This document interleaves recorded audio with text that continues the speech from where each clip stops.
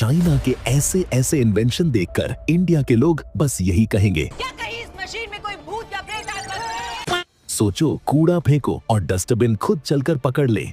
हाँ, ये कोई मूवी सीन नहीं है। एक चाइनीज इंजीनियर ने ऐसा स्मार्ट डस्टबिन बनाया है जो एआई और मोशन सेंसर से चलता है। जैसे ही आप कूड़ा फेंकते हो, ये डस्टबिन आपकी मूवमेंट को रियल टाइम ट्रैक करता है और खुद सही जगह पर रोल होकर पहुंच जाता है। मतलब अब कूड़ा बाहर गिर गया, ये प्रॉब्लम ही खत्म। ये इन्वेंशन दिखाता है कि एआई सिर्फ रोबोट्स के लिए नहीं, बल्कि हमारी डेली लाइफ आसान बनाने के लिए है। अब सवाल ये है, क्या फ्यूचर में हमें कूड़ा भी खुद नहीं फेंकना पड़ेगा? एक गाड़ी और पूरी शादी का पंडाल तैयार, ये सुनकर शौक लगाना। चाइना में बनाया गया ये मोबाइल फोल्डिंग टेंट व्हीकल एक मल्टीपर्पज वैन है जो कुछ ही मिनटों में शादी, पार्टी या कैंपिंग टेंट में बदल जाती है। ना ज्यादा मजदूर, ना घंटों का सेटअप, पूरी स्ट्रक्चर फोल्ड होकर खुद उसी गाड़ी में कॉम्पैक्ट हो जाती है। ये आइडिया खासकर उन लोगों के लिए है जो फास्ट सेटअप, पोर्टेबिलिटी और लग्जरी तीनों चाहते हैं। सिर्फ एक ताली और कुर्सियां खुद अपनी जगह पर चली जाए।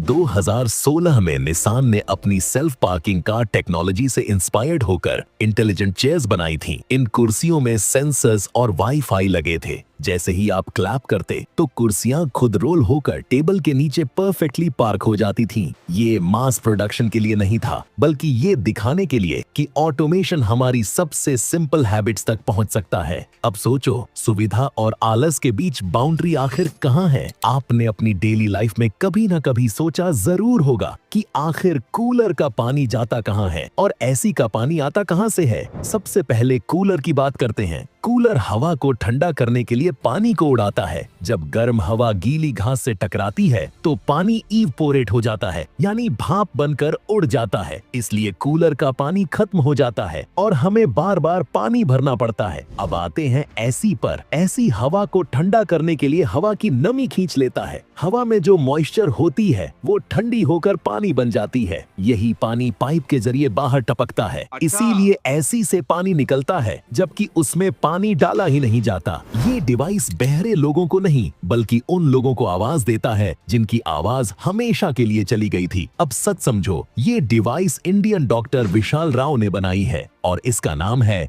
AUM voice prosthesis. ये डिवाइस उन पेशेंट्स के लिए है जिनका थ्रोट कैंसर की वजह से वॉइस बॉक्स निकालना पड़ता है। ये लोग बोल नहीं पाते, लेकिन ये डिवाइस उन्हें फिर से आवाज निकालने में मदद करती है। इसकी रियल प्राइस करीब 50 से 200 रुपये है और ये इंडिया के बड़े कैंसर हॉस्पिटल्स में अवेलेबल है, खासकर बेंगलुरु, टाटा मेमोरियल जैसे सेंटर्स में। ये कोई एक्सपेरिमेंट नहीं, क्लिनिकली टेस्टेड और सक्सेसफुली इस्तेमाल की जा रही डिवाइस है जिससे हजारों पेशेंट्स फिर से बोल पाए हैं। टेक्नोलॉजी नहीं, ये असली इंसानियत है। निपाह वायरस ये कोरोना जैसा नहीं है, तो क्या यह 2026 में लॉकडाउन का कारण बन सकता है? निपाह वायरस पहली बार 1998 और 1999 में मलेशिया में सामने आया था। ये वायरस फ्रूट बैट्स चमगादड़ से फैलता है, या तो संक्रमित फल, रॉ डेट पाल्म सैप, या फिर इन्फेक्टेड इंसान से इंसान। अब तक दुनिया भर में कुल केसेस कुछ सैकड़ों तक ही रहे हैं, लेकिन डेथ रेट 40% से 75% तक दर्ज की गई है,